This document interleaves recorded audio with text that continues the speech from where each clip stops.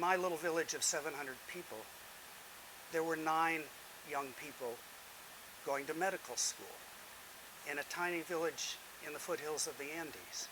Ellos inventan la cura, inventan la enfermedad, inventaron la farmacia, la medicina cara a cara. I had already known about Barrio Adentro, which is a very impressive direct primary medical program supplied by thousands of Cuban doctors that had started in 2004. And so for the first time ever, 70% of the Venezuelan population was getting very competent medical care. And 10 to 14,000 Cuban doctors were committing themselves to come in 2-year stints to work in little barrio clinics and provide health care. But what I learned from my fellow campesinos, my neighbors in our village, is that they were going to be the replacements for the Cubans, that they were being trained not as barefoot doctors in a few-month program, but in a very intensive 6-year medical program. And not only were these 9 being trained, but 25,000 people around all of Venezuela.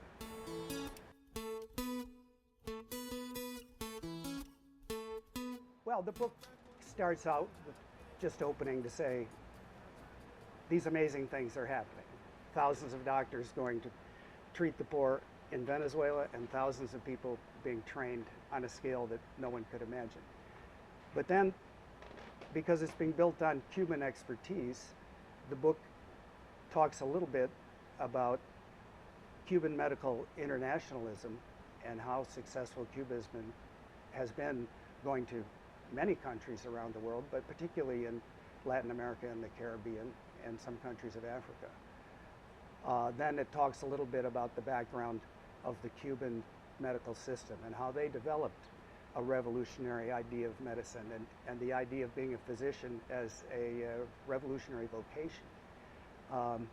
And then the center of the book is built around 2 chapters devoted to Barrio Adentro and how it was organized, how it came into being in about a year. It went from 300 doctors to over 10,000 doctors.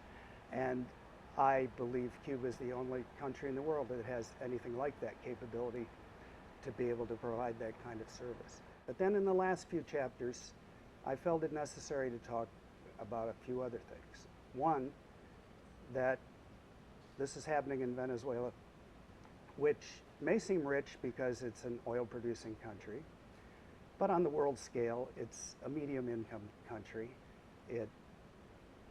Average incomes may be in that range of $10,000 to $14,000 a year, about a third or a quarter of the US or Europe. So it's providing this at a huge scale with resources that really aren't that huge. And at the same time, they have a medical establishment that's a capitalist medical establishment that's already there, that is still educating people in ordinary kind of elite universities. And it hates the idea of a new medical system being created. And so I wanted to talk a little about that tension that in a very open and democratic country, which Venezuela is, despite what you might read in the US press, these tensions, get pretty high sometimes. And then beyond that, I wanted to treat in a chapter the incredible animosity directed at both Venezuela and Cuba through the US State Department, the Pentagon, etc., trying to figure out ways to sabotage their cooperation, which has been completely peaceful cooperation and on one of the best things one could imagine to build this kind of medical system. Because they're not only building it in Venezuela, they're now helping to start build the same kind of system in Bolivia and any other countries that would like to participate. Plus, Cuba has an incredible school called the Latin American School of Medicine outside of Havana, which trains 10,000 new doctors to go back to their home countries in Latin America and other parts of the world. So I felt it necessary to point out that this experiment is up against that kind of opposition too, and that we in the U.S. don't hear about that. We don't hear about how our country is doing this really negative thing. And it's also nearly impossible in the mainstream press to hear anything about this wonderful experiment in medicine and cooperation. So I thought that was necessary to put at the end.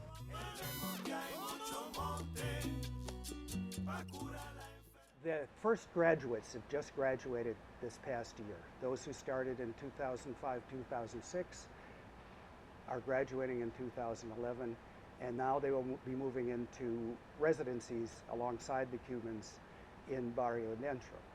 But of course, part of the magic of this training program is at the same time these students were taking intensive academic courses and every medical idea class that you would take in any program around the world, they would spend a half a day, 6 days a week, working alongside Cuban doctors and Cuban nurses and technicians in the various Barrio Adentro settings. So they had a marvelous hands-on preparation that I don't think exists anywhere else in the world. Even in Cuba, where they're trying to emulate that, they say that we're sort of following the example of the Venezuelans because it's working so well there.